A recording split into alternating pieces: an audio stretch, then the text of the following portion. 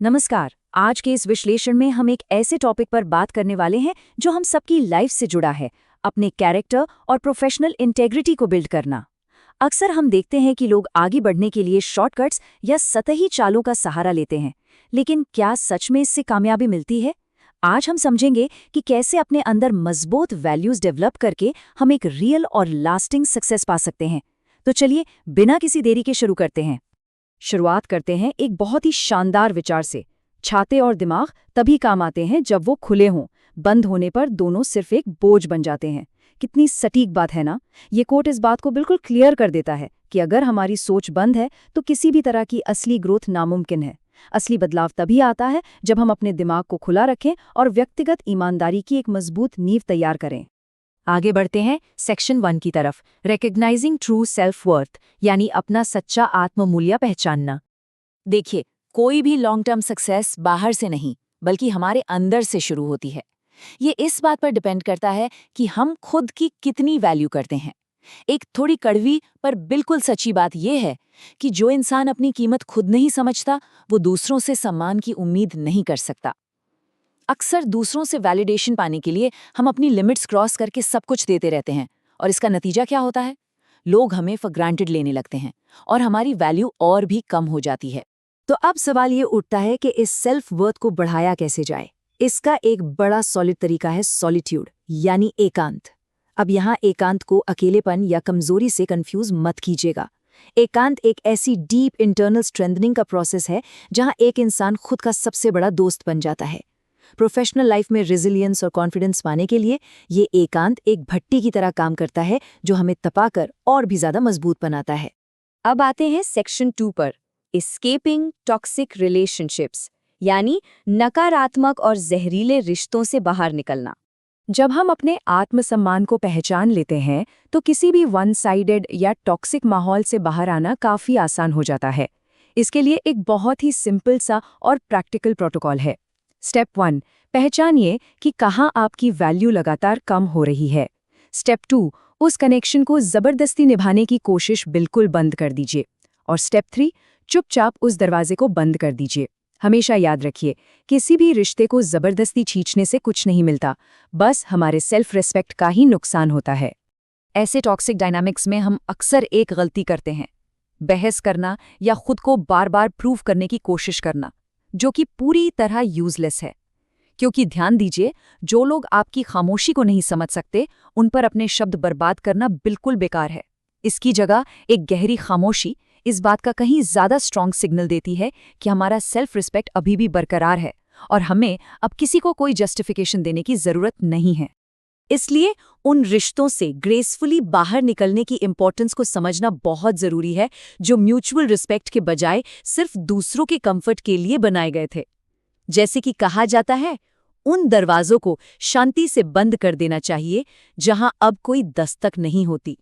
यहाँ पर एक बहुत ही गहरा सवाल दिमाग में आता है, आखिर जिनके इरादे सबसे सच्चे होते हैं, उन्हीं को अक्सर सबसे मुश्किल इम्तिहानों से क्यों गुजरना पड़ता है? ये सवाल हमें उन सच्चे इंसानों और इस दुनिया के बीच के टकराव की तरफ ले जाता है, जो अक्सर हेरफेर, चालाकी और अपनी सुविधा को सबसे ऊपर रखती है। इसी के साथ बढ़ते हैं सेक्शन 3 की तरफ, सिंसियरिटी ओवर क्लेवर मैनिपुलेशन, चालाकी और हेरफेर के ऊपर सच्चाई और ईमानदारी की अहमियत। इस दुनिया में आगे बढ़ने के 2 अलग-अलग अप्रोच हैं, एक जो पूरे दिल से चलता है और दूसरा जो सिर्फ कैलकुलेटिव दिमाग से। एक तरफ होती हैं ऑनेस्ट मिस्टेक्स या ईमानदार गलतियां। इन्हें न सिर्फ माफ किया जा सकता है, बल्कि लॉन्ग टर्म में ये सच्चाई के दम पर एक गहरा ट्रस्ट भी बिल्ड करती हैं। वहीं दूसरी तरफ है चालाकी और हेरफेर, जो पूरी तरह से धोखे पर टिकी होती है और भरोसे को हमेशा के लिए तोड़ देती है।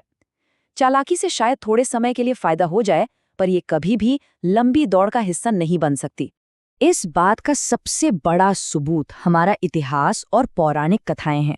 रावण, दुर्योधन और कंस, ये ऐसे पावरफुल एग्जाम्पल्स हैं जो क्लियरली दिखाते हैं कि कैसे अहंकार एक इंसान की दौलत, ताकत और उसकी पूरी लेगेसी को मिट्टी में मिला देता है। जोड़ तोड़ और चालाकी से हो सकता है कुछ वक्त के लिए पावर मिल जाए, लेकिन एंड में ये एक परमानेंट और भयानक पतन का ही रास्ता बनाते हैं। तो आइए देखते हैं सेक्शन 4, कल्टिवेटिंग इंटरनल वैल्यूज, अपने आंतरिक मूल्यों को कैसे डेवलप करें। आज की इस फास्ट पेस दुनिया में सच में सक्सेसफुल होने का मतलब क्या है, इसे थोड़ा रीडिफाइन करने की ज़रूरत है। सच्ची दौलत या ट्रू वेल्थ सिर्फ मटेरियल चीज़ों का पहाड़ खड़ा करना नहीं है, उससे तो उल्टा अहंकार बढ़ता है। असली दौलत है अंदर की संतुष्टि और मन की शांति, जो अपने साथ जेन्युइन रिस्पेक्ट लेकर आती है। और ये रिस्पेक्ट सिर्फ प्योर इंटेंशंस और सच्ची लगन से ही कमाई जा सकती है। प्रोफेशनल दुनिया में अक्सर हमें सिखाया जाता है कि एम्पैथी यानी दूसरों का दुख समझना एक कमजोरी है, पर एक्चुअल में अगर किसी को दर्द में देखकर आपका दिल दुखता है तो समझ लीजिए कि ऊपर वाले ने आपको इंसान बनाकर कोई गलती नहीं की है।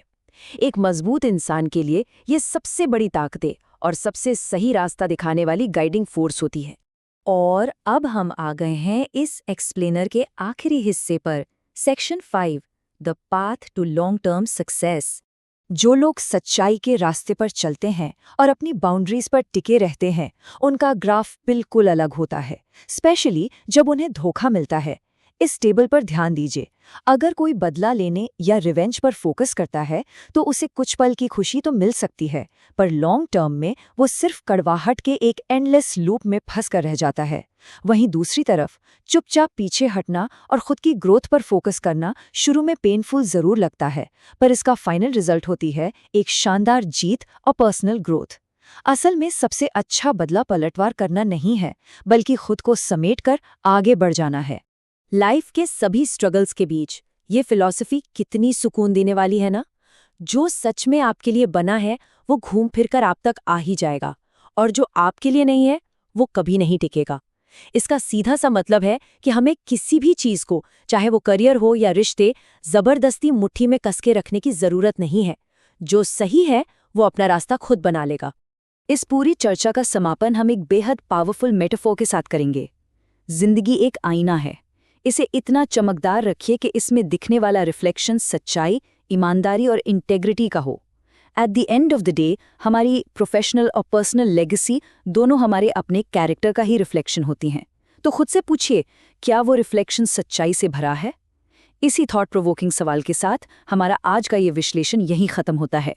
इस सफर में हमारे साथ जुड़े रहने के लिए बहुत बहुत शुक्रिया।